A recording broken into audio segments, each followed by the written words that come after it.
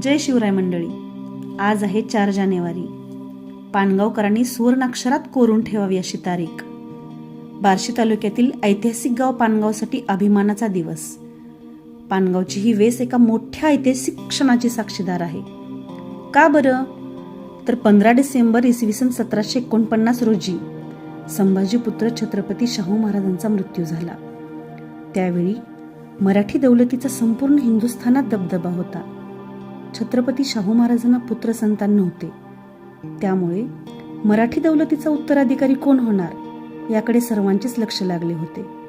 अशात महाराणी ताराबाईंनी आपला नातू रामराजा पानगावी सुखरूप असल्याचे सांगितले. त्यामुळे पानगाव हे गाव हिंदुस्थानच्या राजकीय पटलावर आले. हिंदुस्थानातील सर्व राजे रजवाडे, इंग्रज, फ्रेंच, पोर्तुगीज, सिद्धी या साऱ्यांचे लक्ष पानगावकडे लागले. कारण स्वराज्याचा भावी छत्रपती या गावात आपली बहीण दर्याबाई निंबाळकर यांच्या सहवासात इसवी सन 1745 पासून गुप्तपणे वास्तव्यास होता. भगवंतराव अमात्य, भगवंत नरहर दप्तरदार हे सर्वजण भावी छत्रपतींची देखभाल करत होते. छत्रपती शाहू महाराजांच्या मृत्यूनंतर दुसरेच दिवशी 5000 फौज देऊन, लवाजमा देऊन बापूजी खंडेराव चिटणीस, बाबूजी नाईक, महादोबा पुरंदरे, चिंतो विनायक, लिंगोजी अनंत यांच्याबरोबर सर्व सरंजाम पाठवून रामराजा सन्मानाने साताऱ्यास आणले.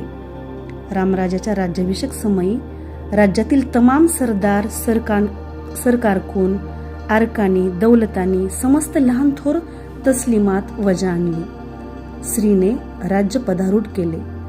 छत्रपती 6 सफरी सिंहासनारूढ झाले.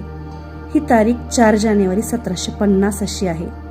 रामराजाचे वर्णन वय आणि तेज याबाबत इतिहासात झालेली नोंद अशी आहे. मोठा जुलूस झाला. उमर 22-23 वर्षांची. तारुण्य राज तेजयुक्त प्राक्तमान आहेत. छत्रपती रामराजाचा मृत्यू दिनांक 9 डिसेंबर 1777 रोजी सातारा येथे झाला. म्हणजे 1750 ते 1777 असे 27 वर्ष त्यांनी मराठी दौलतीचा सांभाळ केला. छत्रपती रामराजांचा राज्याभिषेक 4 जानेवारी 1750 रोजी झाला. त्या ऐतिहासिक क्षणाला आज 275 वर्ष पूर्ण झाली. मग ही तारीख पानगावकरांनी विसरून कसं चालेल?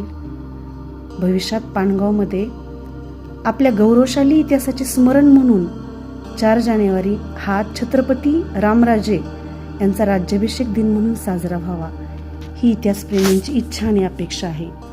जय जिजाऊ, जय शिवराय.